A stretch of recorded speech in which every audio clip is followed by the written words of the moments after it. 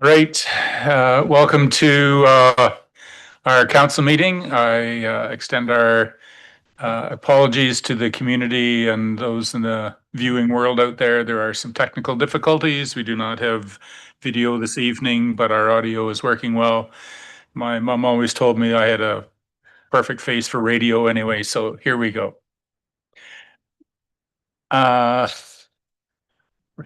Roll call this evening. Deputy Mayor Clark.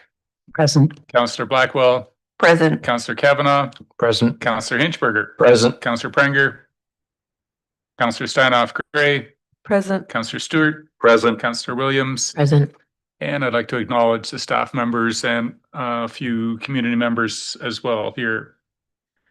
Councillor Blackwell, please. As representatives of the municipality, we have been entrusted to act as stewards for the community in which we live and work. We recognize the importance of learning the full history of this land, our place within its long story, and our responsibilities as treaty peoples. I would like to acknowledge that we are meeting on traditional lands and treaty territory of the Saugeen Ojibwe Nation, which includes the Chippewas of Nawash Unceded First Nation and the Chippewas of Saugeen First Nation. We deeply appreciate the contributions that Indigenous people have made and continue to make, both in caring for this land and strengthening our communities and respective nations. As a public service organization, we are committed to actions that move us towards a journey of truth, healing, and reconciliation. I'd just like to speak for a moment on the Walk for Wenjack that happened on Saturday and my deep appreciation for all of those that came out. It was both a physical journey as we moved from Station Beach to Dunsmore Park, but also a spiritual and educational journey as we traced the story of Cheney Wenjack as he tried to escape from residential school and return home. And so I think it's just very poignant to have recently had that experience on my mind as we enter into our meetings tonight. Are there any amendments, additions, or deletions to or from the agenda proposed by council members? Once again, I'd like to remind you to disclose pecuniary interest now or as it arises in the meeting and the general nature thereof. And we need a mover and seconder that the minutes of the council meetings held on October 8th, 2025 be adopted as printed. Moved by Councillors Stewart and Williams. All in favor? That's carried. This evening we have a delegation from the Kincardine Environmental Action Network. Amanda Saxton and Kim Armitage are here this evening to speak about a blue community. Welcome, Amanda.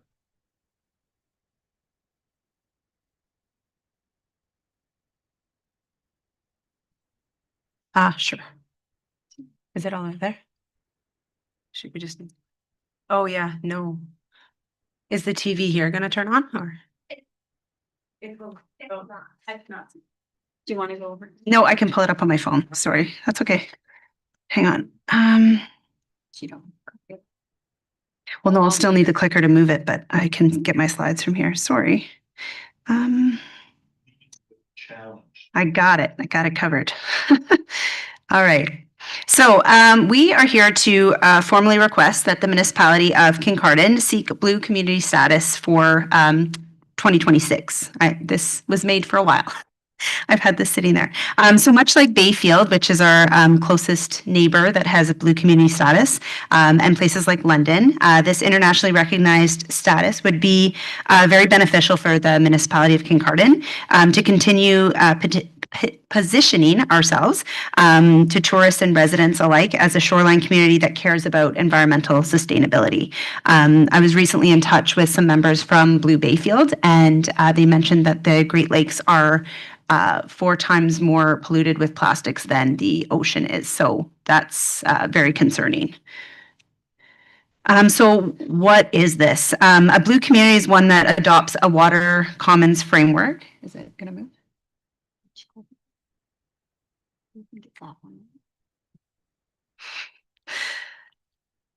Do you want to click it? Okay. Okay.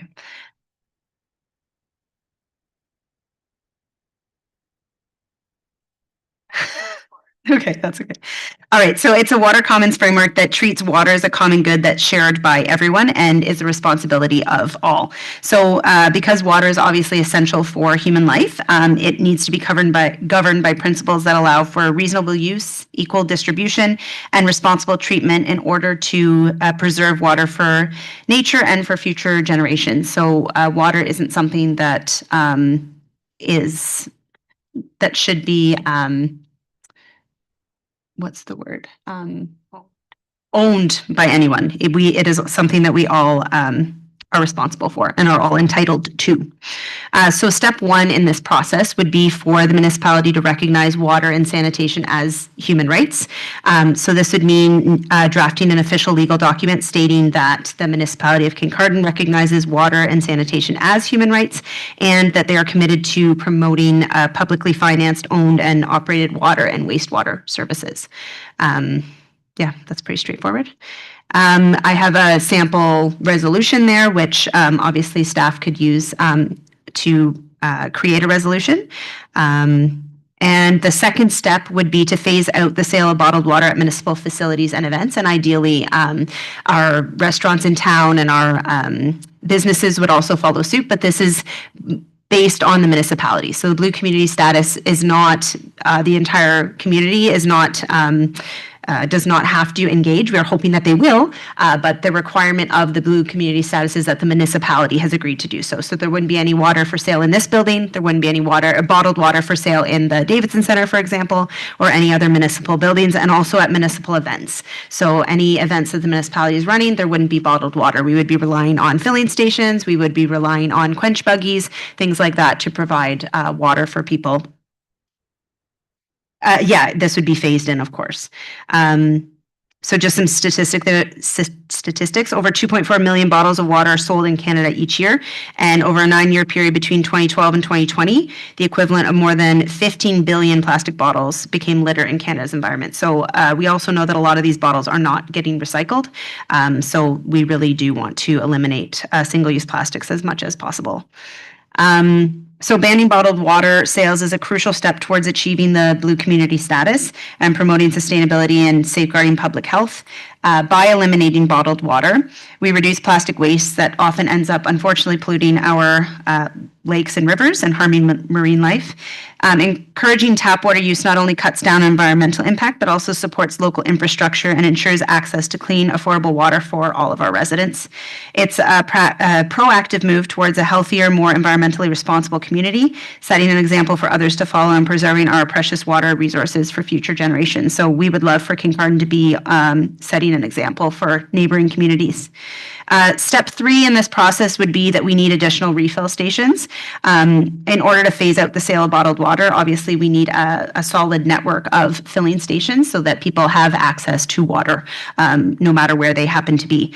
So currently we have filling stations at the Davidson Center, and there's been a really good job done of new builds, including filling stations. So the Bruce Ave soccer fields have a filling station there, as does Dunsmore Park washroom.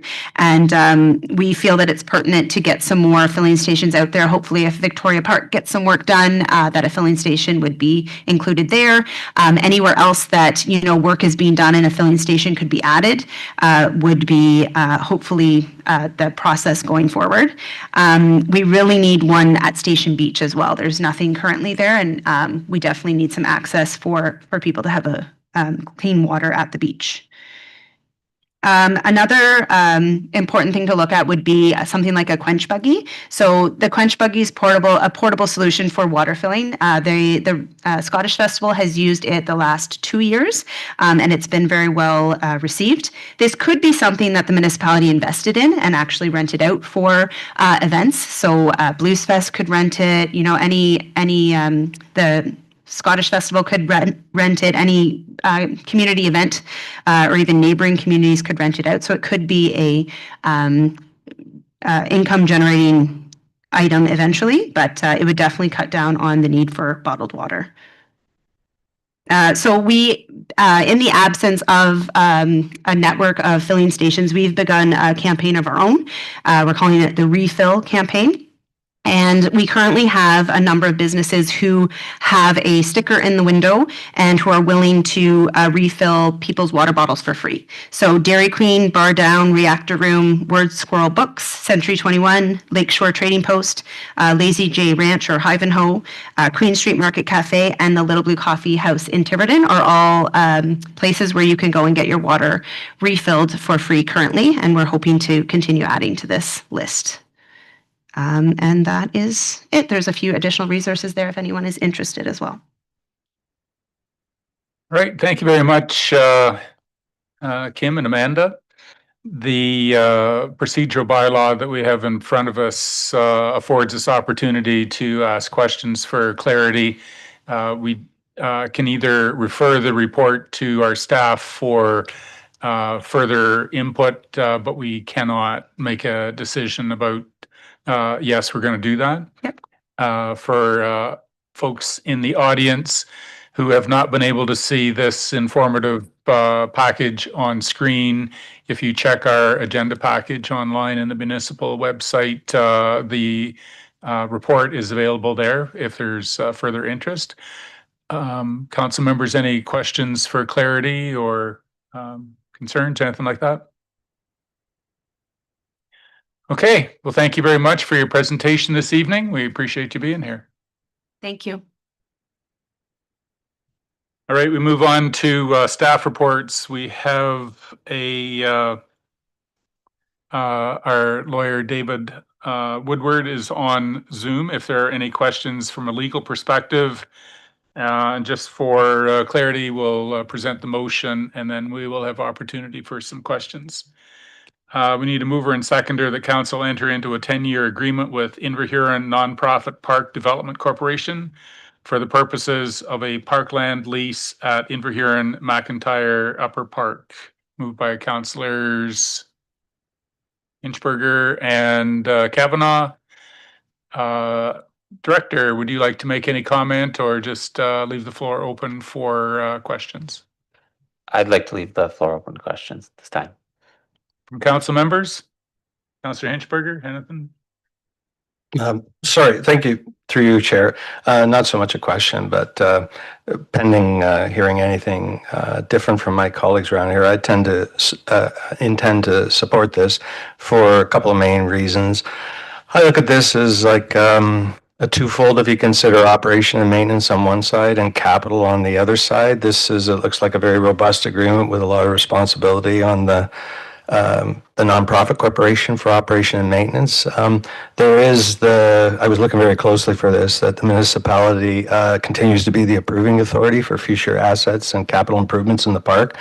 So I am aware of some comments that have been circulating around about people concerned about changes being made to the park without community consultation. I don't believe if there is consultation, you will get everyone to ever agree on what is going to be done, but the process has embedded within it, unless I can't read properly, that this council remains the approval authority for capital improvements, and there is therefore a check in the process to ensure that capital projects are properly vetted.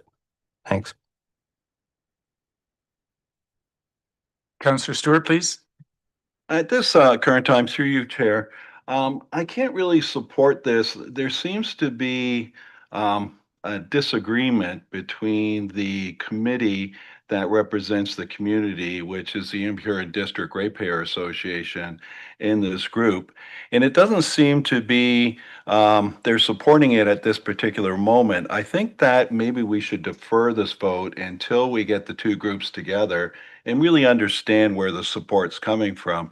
It's not very good for us to actually go against what a community organization is requesting. I got a tremendous amount of emails in the last couple of days not supporting this. And I think it's more about misunderstanding that they need to get together and talk about it. So, deferring this for another couple of weeks or while they all get together, I don't think is going to hurt the council at this particular time. So I'll make a friendly motion if I can. It won't be a friendly one. It'll just be a motion to. Well, I hope it's a friendly one, but if it isn't, I'd like to make a motion to defer this until let's say a month from now. Thank you. Is there a seconder for the motion?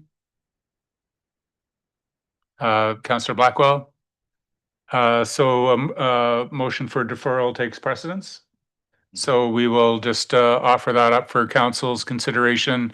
All in favor of deferring the motion, please indicate.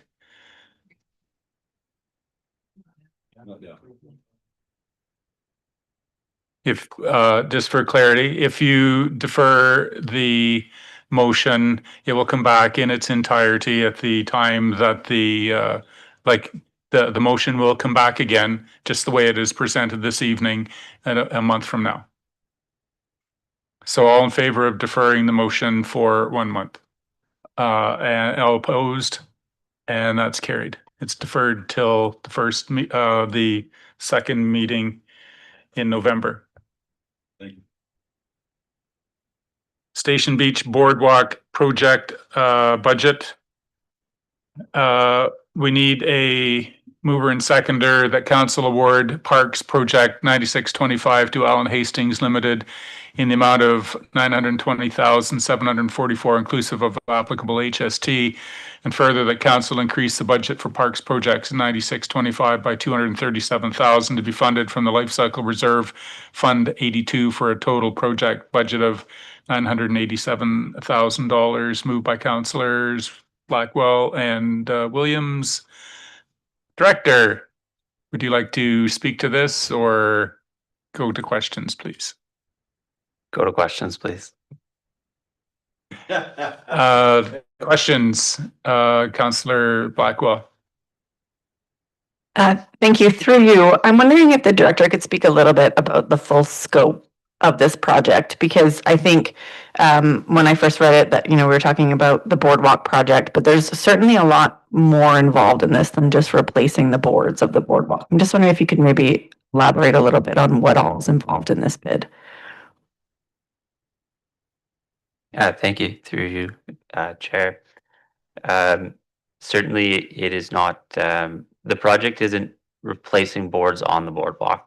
There are, changing the alterations of the beach as well as the pathway, some concrete structures, as well as replacing the boardwalk. It's installing lighting along this section, as well as adding irrigation for the gardens.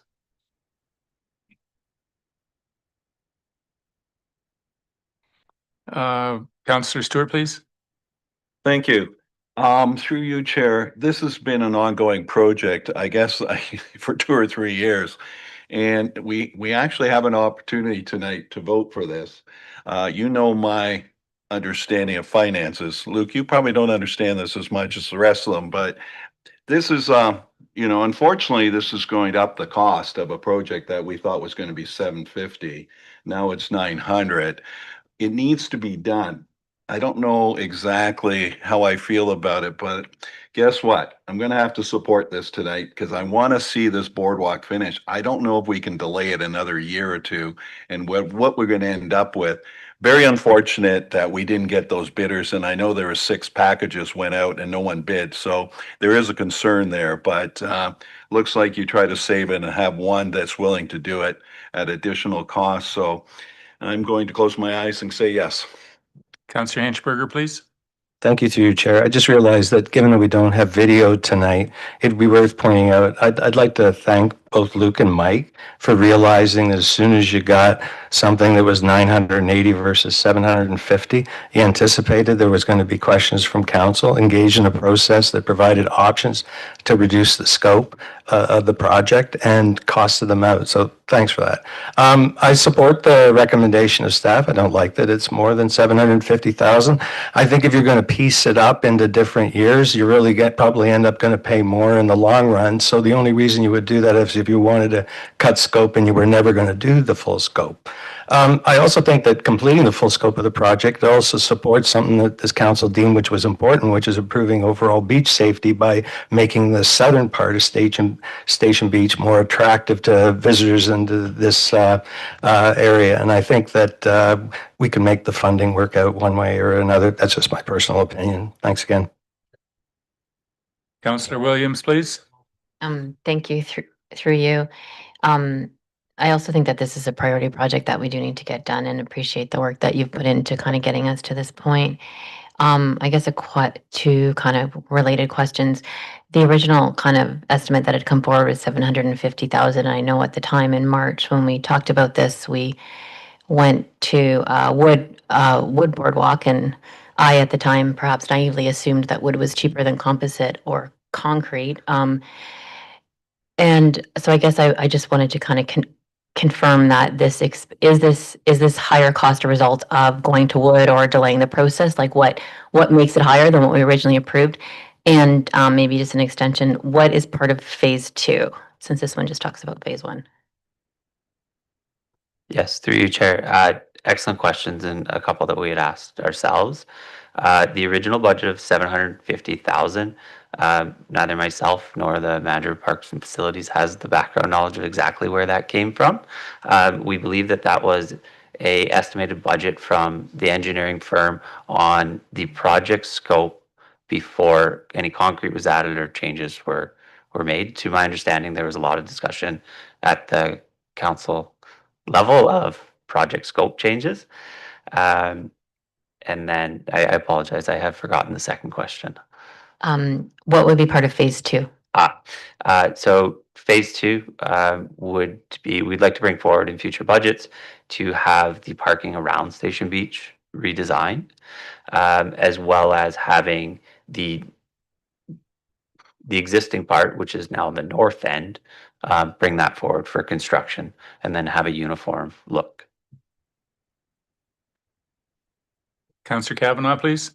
Thank you very much. One other thing to add in consideration, while I do support this, even though there is an increase, recently I've been volunteering with the reunion community that's planning for 2028, and one of the points of discussion was Station Beach. One thing we realize is that we only basically have 2 summers till that reunion is going to happen. So if there is a phase 1 and a phase 2, you're basically looking at committing to this summer and next summer, or those 2 summers are your window to get work done there. Councillor Blackwell, please. Thank you. Through you, one of the reasons that I support this project now is both the comments made about waiting or trying to do it piecemeal is only going to add time and cost in the end, but also just the number of projects, significant construction projects that we have planned for spring ready at this point. So any work we can get done now on this and in preparation to hopefully have it ready for the long weekend in May would be beneficial, just in terms of it being such a significant community asset and also a tourism driver. I think knowing that we have multiple playgrounds, knowing that we have Victoria Park, knowing that we have the All Wheels Park coming, there's so much already happening for this department. The more that we can get ahead of things, the better I would feel about the project. All right, we have a motion before us. All in favor of supporting the motion as is? Anyone opposed? That's carried. Pre-development and design CIP application review. We need a mover and seconder. The council awards $20,000 to the 440 Kincardine Ave development and $20,000 to the 7 Mount Forest Crescent development under the 2025 Community Improvement Plan as part of the implementation of the pre-development study and design program. Moved by councillors Kavanaugh and Hinchberger. Any discussion? Councillor Hinchberger, please. Thank you, through your chair. I asked this question of the manager's strategic initiatives offline, but I'll do it publicly so the public can hear this as well. My ask was that could they review the components and their weightings of the process that was used to rank the applications that were received?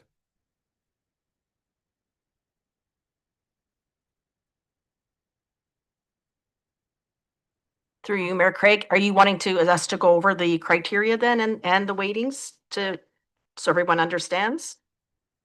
I don't think I have to go over in excruciating detail, but I think it was, as I was looking over it, you have like when this thing wants to load.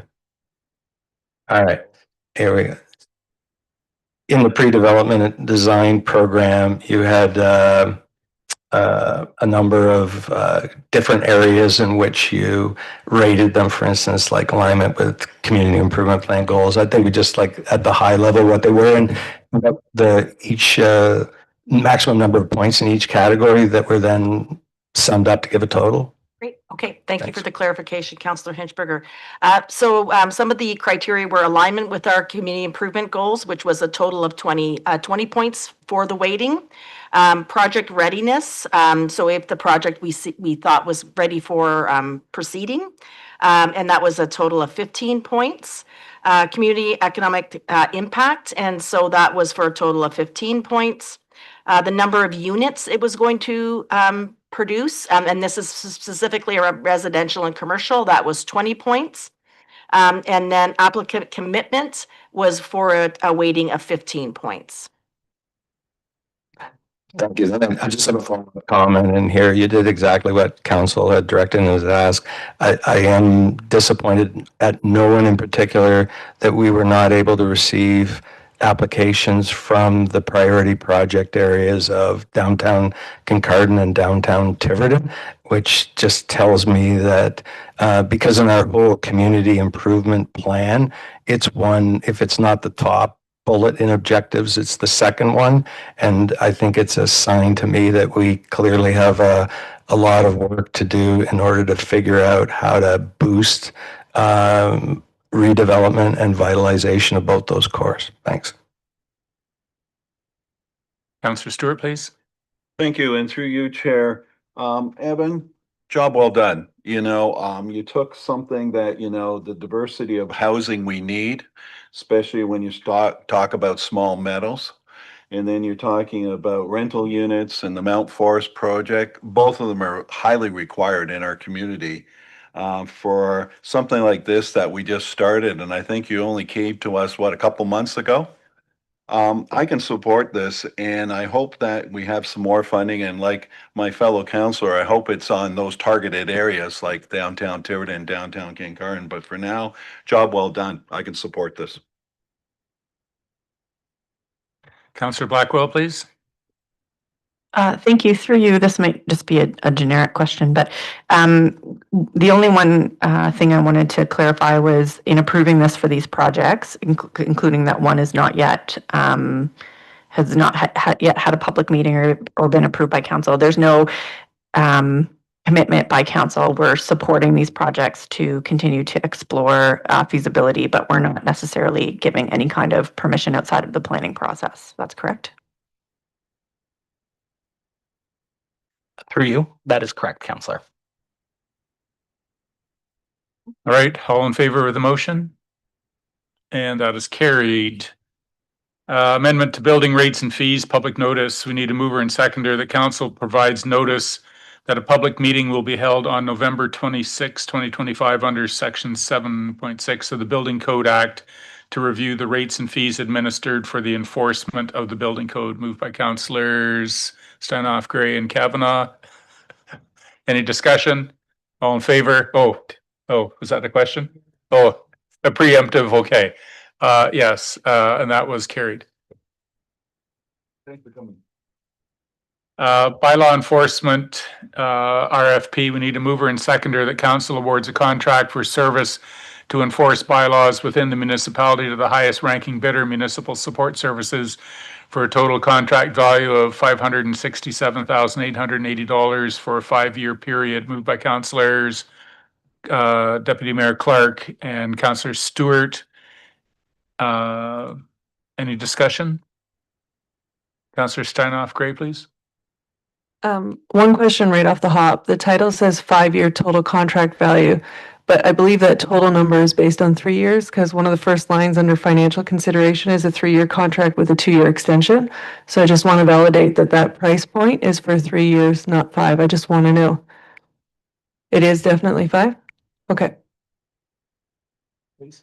Through you, yes, it's for 5 years. So it's the 3 years plus the 2 extensions. So we have to put the total amount in.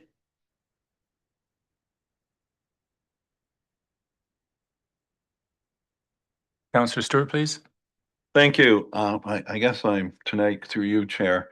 I'm congratulating once again. Job well done. I mean, the cost hasn't really gone up, and I think the service has really improved since the older service that we used to have. And I think that the bylaw enforcement folks are really doing a good job. We don't always get agreement, but they're doing a good job. So congratulations. The cost really hasn't gone up that much. Thank you. Councillor Steinhoff Gray, please. Thank you. Through you, Chair. I'm not necessarily saying that the service has gone up or down, but I do know we have an increasing number of concerns that are brought up to bylaw, and one of the questions that has always been asked to me is where they are locally in the community. And when I read this, I just want clarification. It talks about having 2 summer officers for 12 hours per day, but during the majority of the year with the trained officers, are they stationed here? Like, are there people here through the day every day, or are they dispatched? Through you, Mayor. So they are dispatched. But and given any one day of the week, they are here every day. So we do have them in our office here every day that are going out to different complaints and calls. We do have 40 hours a week. So obviously they're not here 7 days a week, but we do have the people boots on the ground right here in Kincardine. All in favor of the motion? Anyone opposed? That's carried. Records retention policy review. We need a mover and seconder that the record retention policy be approved as presented. Moved by Councillors Kavanagh and Deputy Mayor Clark. Any discussion? All in favor? That's carried. Surplus goods and notice of claims policy review. We need a mover and seconder that council repeal policy GG 2.9 surplus goods and equipment, and further that council repeal policy GG 3.0 notice of claims. Moved by Councillors Hinchberger and Williams. Any discussion? Councillor Stewart, please. Thank you. And it's through you, Chair. It's a sort of an interesting thing. I've been on council twice, and I've never seen, I was reading this policy, and part of the policy is that if we sell a surplus piece of equipment over 5,000, we have to approve it. It's more of a comment because I've never approved anything. So I guess most of the time our equipment's not worth a lot when we want to sell it, because for the 8 years I've been on council, I've never seen this. Maybe I've been mistaken, but that's in the policy. So we wear out our equipment right to the end. Thank you. All in favor of the motion? And that's carried. Source Protection Risk Management Services Agreement. We need a mover and seconder. The council approved the service agreement with the Grey Sauble Conservation Authority as an agent of the municipality to carry out enforcement under Part 4 of the Clean Water Act. And further, the council authorized the mayor and clerk to sign all necessary documentation as per report CAO General 2025-19. Moved by Councillor Steinhoff Gray again. And Blackwell, any discussion? Councillor Stewart, please. Thank you. And through you, Chair, since I sit on the board, unfortunately, my colleague isn't here tonight, but we sit on the Saugeen Valley. This is a really small piece of our property. And to be honest with you, asking them, I mean, there's no really source protection required up there because the closest water is Terra, and it's outside of us. I'm really surprised that they're willing to charge us so much. I know it's not a lot, but it's $5,000 and we don't really have any. Like Saugeen Valley looks after all our public water needs requirements. Could we maybe make this a fee for service? Because I've never even seen an application, any purchase, this just seems to be a blank check every year we write to them. Am I stand corrected? I think through you, Mayor, the feedback I've had from both building services and environmental services is they're actually a really great group to work with, and they do get back to us very quickly, and they're very appreciative of the work from Grey Sauble. So my recommendation is we carry on with this as the current arrangement, just because it's working very well. All in favor of the motion? And that's carried. Are there any notices of motion for the meeting this evening? All right, moving on to 7.2, local priorities funding stream. Need a mover and seconder that the local stream CSP agreement 2025 bylaw be deemed to be read a first, second, third time. Finally passed and numbered as bylaw number 2025-129. Moved by Councillors Hinchberger and Stewart. Discussion. All in favor? That's carried. Provincial priorities funding stream. We need a mover and seconder that the provincial priorities funding stream CSP agreement 2025 bylaw be deemed to be read a first, second, third time. Finally passed a number to bylaw number 2025-130, moved by councillors Blackwell and Williams. Any discussion? All in favor? That's carried. Now we have some edits, motion to pass bylaws. We need a mover and seconder that the following bylaws are hereby read a first, second, third time and finally passed this 22nd day of October 2025. The first one, INDC agreement, has been struck from the list. Award Station Beach Boardwalk Contract Bylaw 2025 131. Award the Bylaw Enforcement Services Tender Bylaw 132. Records Retention Policy Bylaw 133. Grace Sawble Conservation Agreement 134. Any discussion? All in favor? And that's carried. All right, we move on to the consent agenda. Once again, these are considered routine, are enacted in one motion, except for any that are identified by council members or staff to be withdrawn for conversation either this evening or at a subsequent meeting. Councillor Hinchberger, please. Thank you, through chair. I'd like to pull 8.1 alpha or AA. That's the Bruce County Official Plan Boundary Adjustment update. I could. For discussion. This evening, okay. Yeah, a few questions that I have. I heard this on the radio today as well, which kind of surprised me. Normally I hear things that are related to what goes on in council after the fact, but this was on here before. I'm not sure how they became aware of it that quick. There's a lot of talk about recommendations and, you know, that the county maintaining its recommendation. I guess the question for me is ultimately who has approval authority? And is it the county? And if it is, why do they refer to it as a recommendation and rather than a decision? And then I have a follow-up question.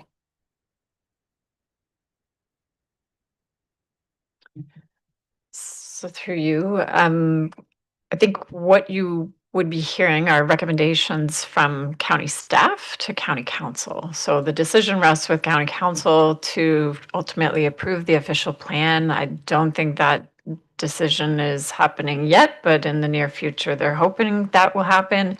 My recollection is then it heads off to the province. I'll double check that. The recommendations are at this point only what staff have provided. So I think that is why, as staff here, we felt it was important to acknowledge that the recommendation that's going before county council isn't what this council had requested to proceed to the county.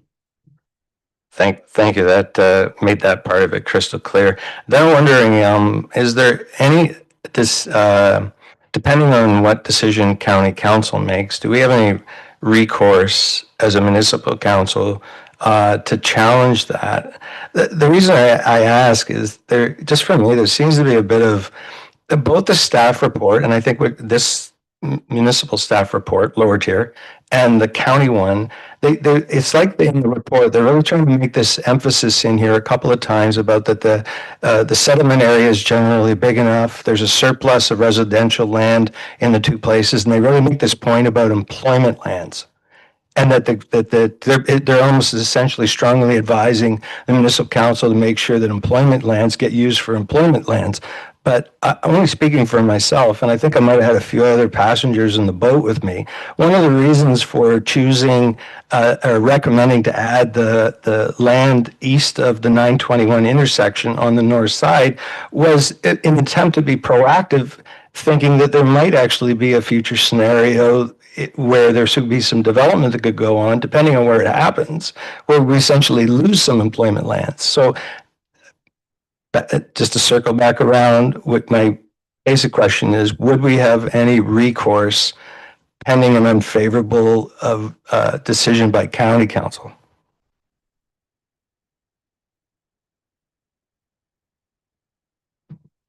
Through you, Mayor.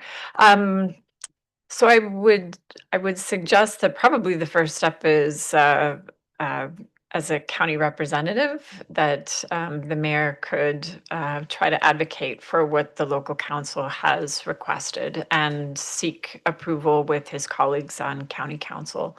So that before needing to move towards any kind of an action to appeal.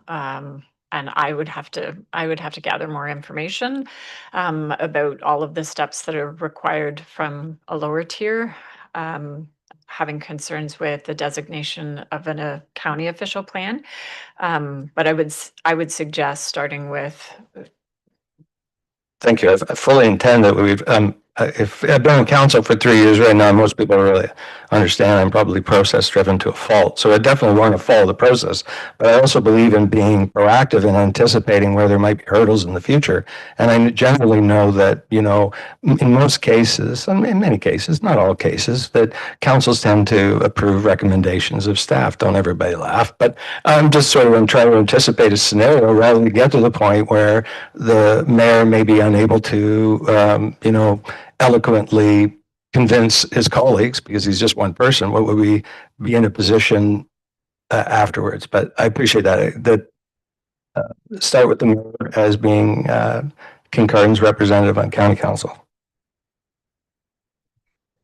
Yeah, thank you. One of the bases for the recommendation that I believe county staff continues to make is the timing, not so much the intent or the need or anything like that. There is I understand that there is a willingness for this council to make some opportunities available for employment lands to be included. And I don't think it's that county staff disagrees with that, but there might be a more opportunity to make an application subsequent to the official plan passing rather than doing it prior to. It's not, I don't think it's that they're opposed to it here and now, but I think the timing is the question that they're raising. So, you know, we can easily have those conversations, and if it's the direction of council here that I put forward a particular position, I'm totally fine with that. I was sat through the conversations the first time, and I know the arguments, but there is, you know, there are some overarching timing issues that they are concerned of too that we could speak to subsequent here. Councillor Stewart, you had your hand up, I believe. Yes. Thank you, and through you. You're absolutely right. We could always make a motion afterwards, they approve it and actually start to work on it and actually change it and bring it into the settlement area. The one question I would have, or the one comment I'm going to give to the mayor, we got to get this thing approved. This has been far too long. This county has not really produced official plan that's approved, and it's 3 years old now, and we're holding back some development because we don't really want to get an official plan amendment because some of the area in Tiverton will be part of the settlement. So I'm just stressing the fact that it's been very frustrating at the lower tier watching county doing this and not getting it done. So if you can add more pressure to it, Mayor, I know that you are, but every time I go in the meeting with county, I'm asking the same question: when is it going to be done? So it's like our high school. So if you can push that, and then I won't have to show up and be a clown again. Thanks. Councillor Blackwell, please. Thank you. Actually, following that is beneficial. No, it's because one of the things I was going to mention is knowing that there is in the imminent future a high school coming, and that part of the conversations that have come through county planning is trying to preserve employment land for employment and recognizing that it's likely that wherever that high school does end up, it will be on land that was initially intended to be for employment. So I'm less concern perhaps about the property boundary extension by the north line, and more looking at the corner of Highway 9 and 21, recognizing that's a real growth opportunity for commercial, and recognizing that we're hoping with the expansion of Russell Street across into the Smithtown lanes that we're hopefully going to spur on some development there. So I recognize what you're saying about timeline. I also think doing what we can to actually preserve an appropriate amount of employment lands, knowing some may be used for an institutional purpose or a residential purpose, is beneficial. And I would appreciate that land being advocated for to be added to the official plan at this point. I don't expect you to be successful, but I think that it would be nice to at least raise that issue. No, it's, oh, I don't know. I understand very well. So, yeah, so there's, the only motion that could be brought back is a report for a different thing. So, any further items to be, withdrawn for conversation this evening? Councillor Williams, please. Thank you, through you. I just wanted to make a comment on 8.1 AC, the community service Q3 report. I know the director of community services has left. I really appreciate, I think this was in the last report as well, like the percentage of work complete, especially on the capital improvements. I've been going around, I've been in the Tiverton Arena and the Davidson Center a lot the last little while, and you could see the improvements. It's very visible, the painting and the rink boards and all of that. And given that those are such great community assets, they're highly visible. We have people coming from the outside all the time. It's been really great to see all that work. Just want to say thanks. All right. So we have we need a mover and seconder that council approve the recommendations contained in the consent agenda dated October 22, 2025, and direct staff to proceed with all necessary administrative actions. Councillor Hinchberger and Deputy Mayor Clark, all in favor? And any opposed? That's carried. All right, we move on to member of council administrative announcements. Deputy Mayor Clark, please.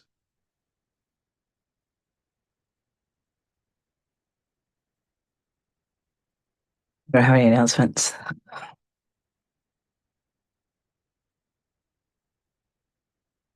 Councillor Kavanaugh. Thank you very much. For those of you that are looking for something to do this Saturday, Kincardine has you hooked up. Saturday morning, 10 a.m. to 12, downtown Spooktacular. Put your clown costume on or any other costume that's appropriate. Come on down, collect some candy, have a good time. and then later that evening, the Afro-Caribbean Awards are being held, which our deputy mayor was kind enough to pass along to me tonight. And that is from 6 o'clock. Doors open at 5:30, 6 to 8. And then after that, if you want to continue the party and celebration, the BIA is hosting a downtown pub crawl for grown-ups. So that whole day is just going to be one long amount of fun. Sugar and beer? Sounds good to me. Councillor Steinhoff, Gray, please. Thank you, through you, Chair. I don't have any announcements today, but I would like to take a moment just to remind people, because of Halloween and trick-or-treating, although we should do it all the time, just remember your speeds on the roads. There will be lots of kids running around on the sides. Councillor Williams, please. Thank you. I'll just mention another thing happening Halloween weekend, I guess, is the Doug Kennedy Memorial Tournament for hockey in Tiverton and Kincardine coming up. Councillor Blackwell, please. I have no announcements tonight. I fell out of my chair. Councillor Stewart, please. Yes, actually, I have two announcements. I'm really looking forward to Saturday night. Thank you very much. And my partner and I will be there in the Afro-Caribbean Youth sort of celebration. So thank you for inviting us. And the second thing is we have good news is that I was over at the conservation area meeting, and it looks like we're going to get a new signed agreement for Stony Island. So we will be proceeding with a new president, a new organization, and Stony Island will be open for the winter. So that's good news for our community. Thank you. Councillor Hinchberger, please. Two things. One, The lighthouse painting job looks wonderful. Knock on wood that it proves to be durable. And the second, go Jays. All right. I'd like to draw your attention to one notable change in our municipal administration very recently. We received with mixed emotions, regret and joy and sadness and cheer and all those sorts of things, the resignation of our present CAO, Jeline Belchamber Glazier. Jeline has accepted a position with the community of Thames Centre, which is just east of London, which is home for our CAO. So we are going to suck all our brains out until the end of November, use her as a resource and it's Halloween, sort of. We can start with that. It's in a good way, in a good way. We extend our congratulations and thanks. We'll do something more official as we move along, but just so that the community is made aware. A few other things. Bruce County Library is sponsoring Anna Marie Tremonti coming to the Unifor Center tomorrow evening, 7 o'clock. I expect there's still tickets available. Those are great presentations.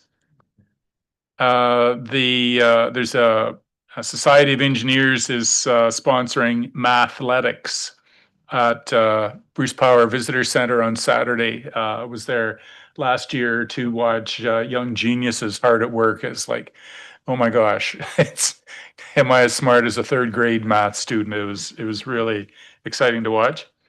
And October 30th, Bruce Power is hosting the Warriors Gala at the Saugeen Golf and Country Club. It is similar to Wounded Warriors in the U.S., where they raise money and draw attention to the wounds that our servicemen and women sustain, and they're very supportive of that effort. So a couple or three things going on. Do you have any announcements? I thought the one was good enough for today. Yeah. Okay, so I need a mover and seconder then that council move into closed session pursuant to section 239 of the Municipal Act is amended for the purpose of considering the closed session minutes dated October 8, 2025, and a position plan procedure criteria or instruction to be carried out or applied to any negotiations carried on or to be carried on by or on behalf of the municipality or local board, municipal tax equity report on Ontario Hydro stranded debt. Further, that council return to regular open meeting upon completion. Moved by councillors Williams and Stewart. All in favor? That's carried. We're enclosed. Which is really interesting because you look at this.